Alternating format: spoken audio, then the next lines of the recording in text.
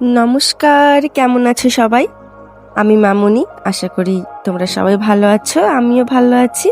আজকে নতুন একটা ভিডিও নিয়ে আবারও তোমাদের সামনে চলে এসেছি। থাকো আমার সাথে, শুরু করছি। কেউ থাকুক আর না থাকুক, তোমার জন্য অবশ্যই তুমি থাকো। তুমি খুব ভালো বুঝবে তোমার ব্যথার গভীর, তোমার প্রয়োজন। তোমাকে কেউ ভালোবাসলে নরম হয়ে যাও, কিন্তু অপমান করলে জবাব দাও। অপমানের উত্তর কখনোই ভালোবাসা নয়, ইটের জবাব পাটকেল দিতে হয়। বুঝিয়ে দাও সেটা সবাইকে। নিজের ভালোর জন্য শক্ত কঠিন ব্যবহার দোষের না, বরং সেটা সম্মানের। সবাই আমাদের জন্য না, যারা আমাদের জন্য তারাই পাশে থাকবে। আমার আনন্দ হয় এটা ভেবে যে আমার মনের কথাটা কেউ শুনবে, আর যার ভালো লাগবে সে তো পুরো ভিডিওটা স্কিপ না করে দেখবে, তাই না? আর তাছাড়া ইউটিউবে অত সময় কার আছে যে ভালো না লাগলেও পুরোটা শুনবে? ইউটিউবে ভিডিও করে সত্যি আনন্দ খুঁজে পাচ্ছি, আলো খুঁজে পাচ্ছি। যে এখন ভিডিওটা দেখছো, তাকে পেয়েছি। তুমি আশা করি বুঝতে পারছো আমি কিভাবে তোমার সাথে কথা বলছি, কি বলতে চাইছি। কি বলতো, আমার মনে সারাদিন এত এত কথা আসে, আমার মনে ভাবতে ভাবতে আমি ভাবতেই থেকে যাই, কিন্তু কাকে বলবো? সবার এত সময় কোথায় আমার কথা শোনার? আমি জানি মানুষ তর্ক করবে, আঘাত দেবে, সহজ সরল সত্যকেও বাঁকিয়ে বলবে।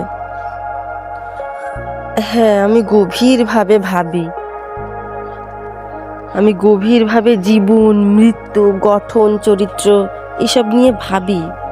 বিশেষ করে একজন সন্তানকে হারিয়ে আর একজন সন্তানকে নিজে হাতে গড়ে তুলতে তুলতে সত্যি এই ভাবনাগুলো বেশি নাড়া দেয়। মাঝে মাঝে মনে হয় নিজেকে কামার, আবার মাঝে মাঝে মনে হয় কুমোর, আবার কখনো মনে হয় পাথর খোদাই করা শিল্পী যারা মূর্তি বানায়।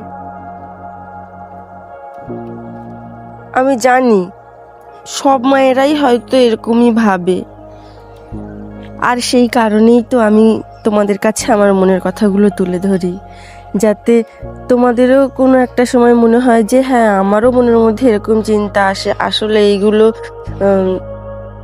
তোমার কোনো ভুল চিন্তা না, বা তোমার মধ্যে কোনো রোগের লক্ষণ দেখছি না, তুমি সঠিক আছো। এই কথাগুলো শোনার জন্যে বা এরকম নিজেকেই নিজে সান্ত্বনা দেওয়ার জন্যে আমি আমার এই মনের কথাগুলো বলার জন্যে এই ইউটিউবটাকে বেছে নিয়েছি। আমাদের এই মানব জীবনে, এই মানুষ জীবনে বৃদ্ধকাল সব থেকে কঠিন আর অন্তিম অবস্থা। এই সময় সব থেকে বেশি প্রয়োজন তার আপন মানুষগুলোকে। সেই মানুষটা দোষী হোক বা নির্দোষ। জানি বৃদ্ধ হয়েছে বলেই সে নির্দোষ হবে এরকমটা না, ভুলে ভরা মানুষ আমরা সবাই। তবুও দোষী হোক বা নির্দোষ, সব ভুলে প্রয়োজনে লাগতে হবে। প্রয়োজনে লাগো, ভালোবাসতে হবে না, সম্মান, দায়িত্ব, কর্তব্য এইগুলোই করতে হবে। ভালোবাসাটা একদম সম্পূর্ণ আলাদা। ভালোবাসা সবার জন্যে না, সব মানুষের জন্য ভালোবাসা না।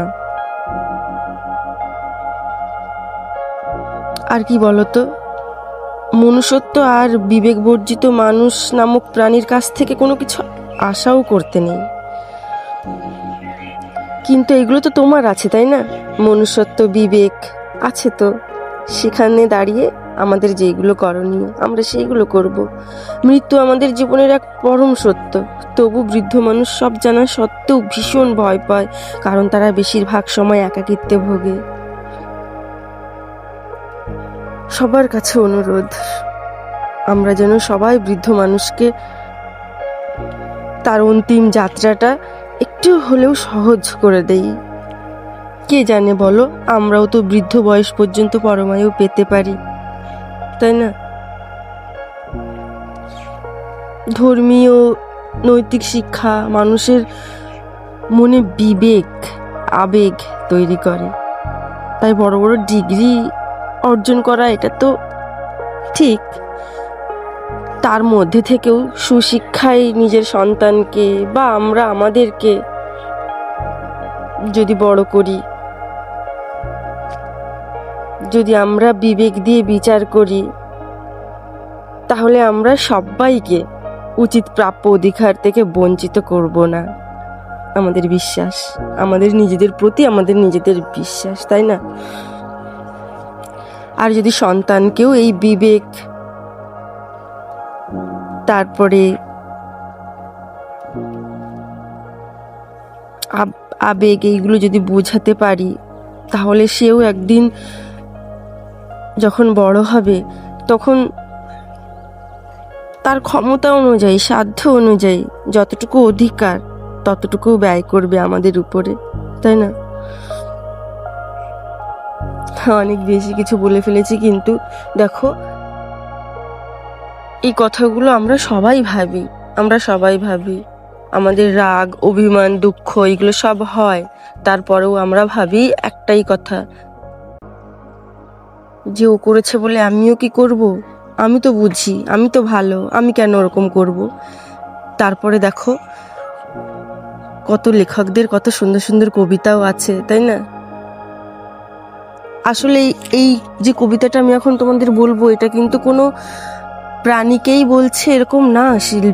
সেই লেখক সে বলছে, কুকুরের কাজ কুকুর করেছে, কামড় দিয়েছে পায়, তাই বললে কি কুকুরকে কামড়ানো মানুষের শোভা পায়? অনেকে আমরা কি করি, কুকুর যদি কামড়ে থাকে সেই কুকুরকে এত প্রচণ্ড পরিমাণে আঘাত করি, এত মারি যে সে অসুস্থ হয়ে পড়ে। তাহলে সেটাও কিন্তু আমাদের একরকম রাগের বশে করা একটা কাজ, সিদ্ধান্ত। আসলে কিন্তু আমরা সেরকমটা না, ওই সময় ওই মুহূর্তটুকু আমাদের ওরকম করে দিয়েছে। তাই আমাদের সবসময় রাগ দিয়ে কোনো বিচার করলে চলবে না, সবসময় আমাদের বিবেক জাগ্রত রাখতে হবে, তাহলে আমরা সঠিক সিদ্ধান্ত নিতে পারবো সঠিক সময়। আর অবশ্যই ভালোবাসার বিনিময়েই ভালোবাসা দেব, তাছাড়া কাউকে ভালোবাসা দেব না। ভালোবাসা সবাইকে দিতে হয় না, কিন্তু মনুষ্যত্ব বোধ থেকে যে কাজগুলো করতে হবে সেইগুলো সমস্ত জায়গায়, সব ক্ষেত্রে সেই কাজগুলো আমরা করব।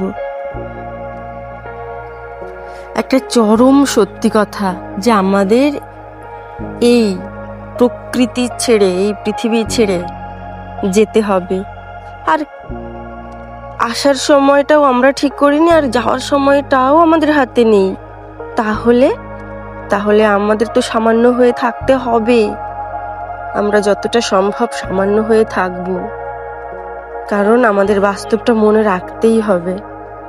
আজকে আমি আমার ভিডিওটা শেষ করব, তার আগে একটা রবীন্দ্রনাথ ঠাকুরের কবিতা তোমাদের শোনাবো।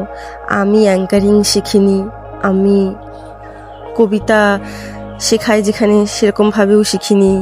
স্কুলে আমি যেভাবে পড়াশুনো করেছিলাম, শুধু বই পড়তাম যেভাবে, সেইভাবেই আমি শিখেছি। তো তাই আমি অ্যাঙ্কারিং করার মতন কথা বলতে পারি না, আর কবিতা পাঠও অতটাও সুন্দর হবে না। তবুও তোমরা ভালোবেসে নিলে সবই সুন্দর, তাই না? চলো শোনো। কবিতার নাম বিদায়, রবীন্দ্রনাথ ঠাকুর লিখেছেন। ক্ষমা করো, ধৈর্য ধরো, হোক সুন্দরতর বিদায়ের ক্ষণ। মৃত্যু নয়, ধ্বংস নয়, নহে বিচ্ছেদের ভয়, শুধু সমাপন। শুধু সুখ হতে স্মৃতি, শুধু ব্যথা হতে গীতি, তরি হতে তীর, খেলা হতে খেলা শ্রান্তি, বাসনা হইতে শান্তি, নব হতে নীড়। আজকের মতন টাটা, ভালো থেকো সবাই, আর নিজের খেয়াল রেখো।